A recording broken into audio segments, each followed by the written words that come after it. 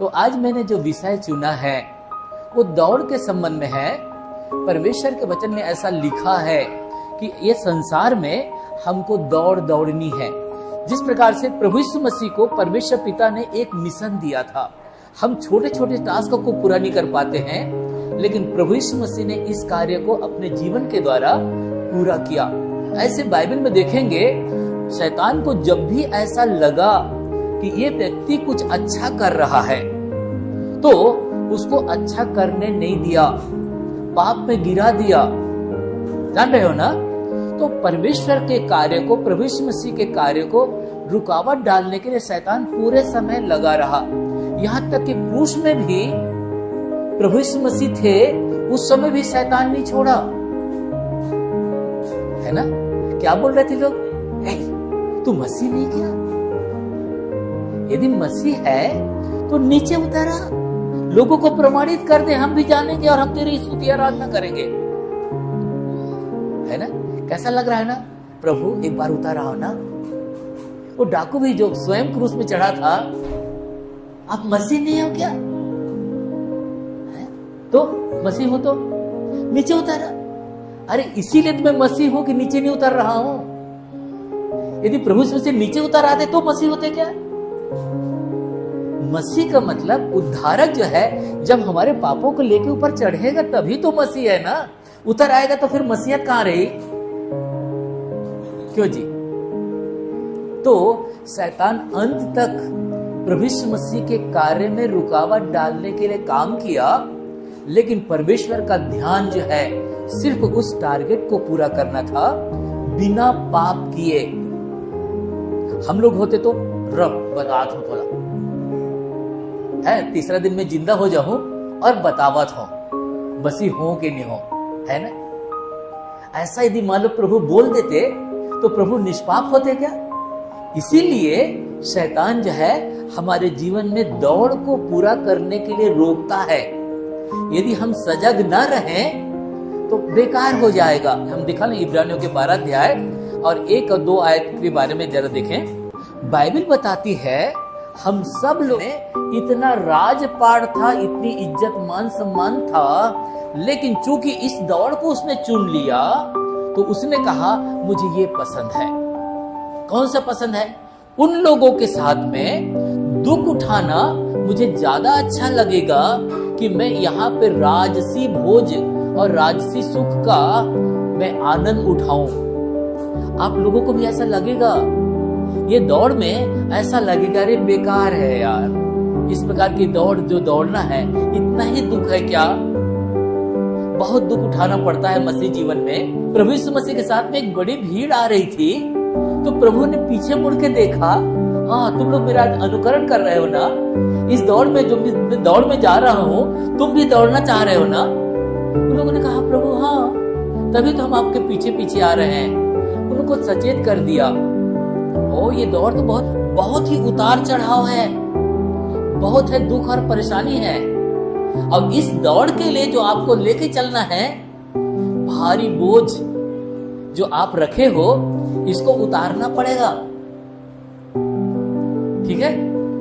तो उन्होंने कहा यदि कोई भी मनुष्य अपने पिता, अपनी माता, अपने बच्चों, अपने परिवार के लोगों को प्रिय जानता हो, प्रभु हमको तो बहुत प्रिय है।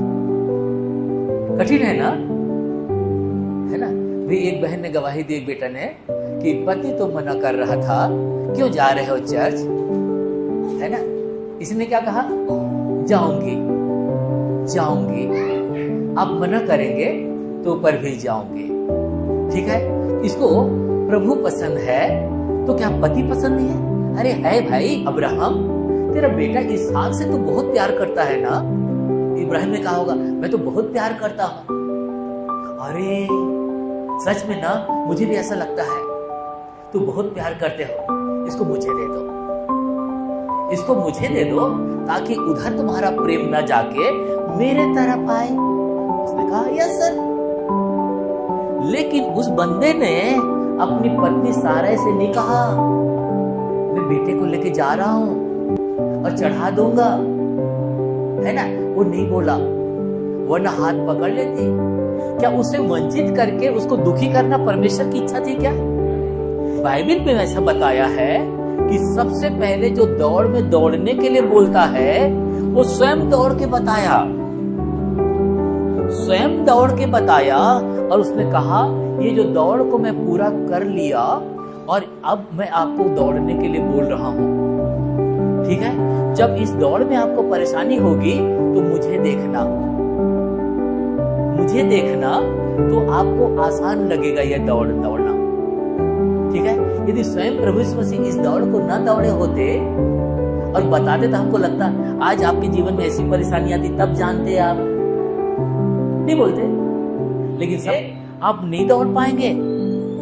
यदि आप कहोगे कि मैं अमुक जगह का अधिकारी हूं या इस समाज का रहने वाला व्यक्ति हूं या मैं पैसा वाला व्यक्ति हूं और तमाम प्रकार के मेरे पास में योग्यता है, अरे यही आपको उलझा देगा। में दौड़ना है तो आपको ये सारी चीजों का त्याग करना पड़ेगा कि आप पतला चावल खाते हो कि मोटा चावल खाते हो, आप होटल में ठहरते हो कि झोपड़ी में ठहरते हो, आपकी कौन सी सुविधाएं हैं, इसको त्याग करना पड़ेगा।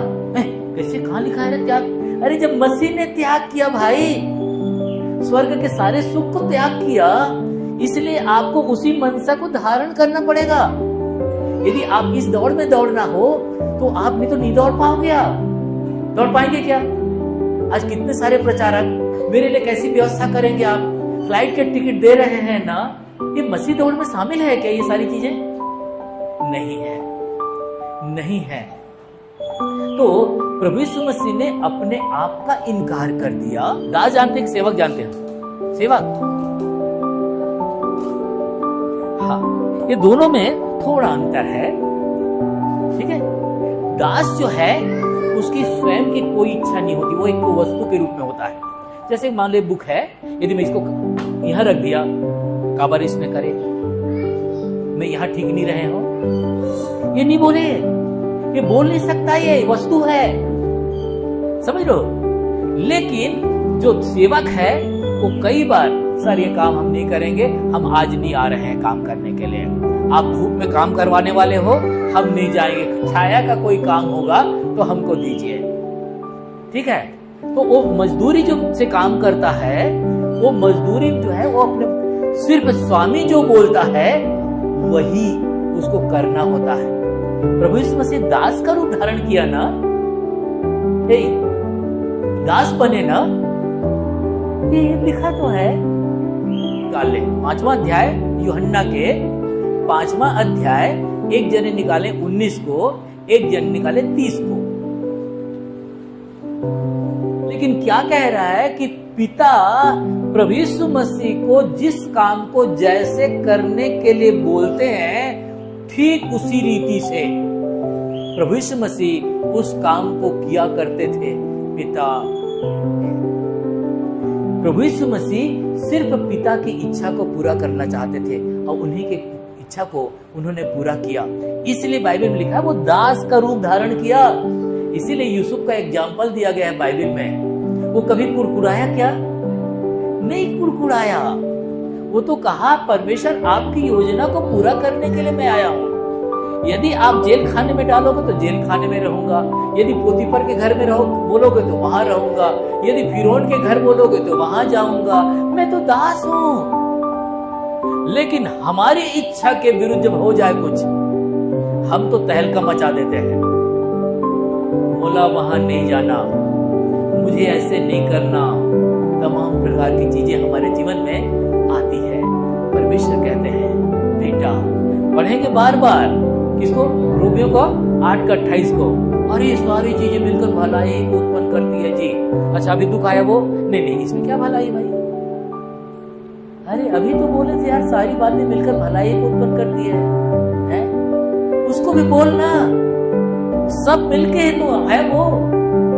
ये फिर हम बोल देते हैं यिर्मयाह 29:11 परमेश्वर ने हमारे लिए पहले से प्लान करके रखा हुआ है और अच्छी प्लानिंग करके रखा है। अच्छा ये तो चोट लग गई उसके लिए, नहीं ये तो अच्छा नहीं था, परमेश्वर की प्लानिंग नहीं थी भाई, शैतान ने काम को कर दिया। अच्छा शैतान कहाँ कितना छोटा हो गया कि रोक सकते थे तो रोक नहीं पाए? शायद नहीं रोक पाए होंगे। तो हमें इन बातों को ध्यान रखना है इस दौड़ को दौड़ने के लिए प्रभु यीशु मसीह नमूना बने और उन्होंने हमें सिखाया है कि हमें दास के रूप में सारी परिस्थिति में यस सर बोलना है।